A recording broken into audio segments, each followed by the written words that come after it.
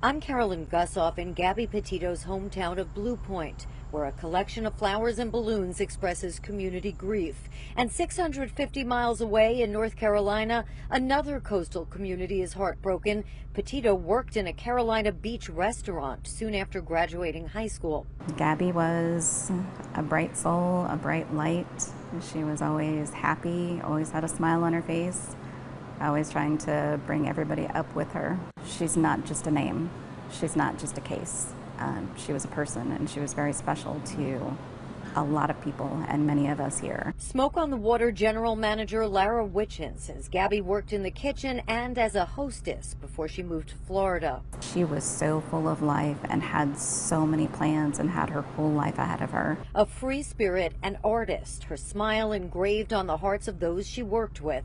Now a table here is reserved in her memory. To know Gabby was to know someone who truly embodied a free spirit. She made life a little lighter and a little less serious. She was adventurous and loved her family and friends wholeheartedly. She enjoyed doing art. That is something that we shared a passion for, making the world a more creative and beautiful space. Her death ruled a homicide, sparking a manhunt. For the fifth day, FBI-led search teams descended on a sprawling Florida reserve searching for her missing fiancé, Brian Laundrie, as more evidence of their toxic relationship emerged. The couple was documenting what appeared to be a fairy tale cross-country adventure until she went missing and he went silent. According to this witness, they made a scene inside a Jackson Hole, Wyoming restaurant. Nina Angelo recalls seeing Gabby crying and Laundrie angry. They were the couple fighting at the restaurant. Friday, August 27th, 1 p.m., sitting right next to them. They got kicked out of the restaurant.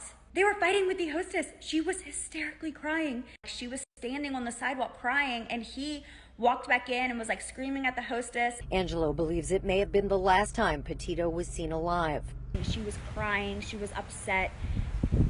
This had to have been right before she died. And you could tell he was relentless. He wouldn't drop it. Whatever it was, he wouldn't drop it. She hopes her recollection helps piece together a timeline leading up to her death.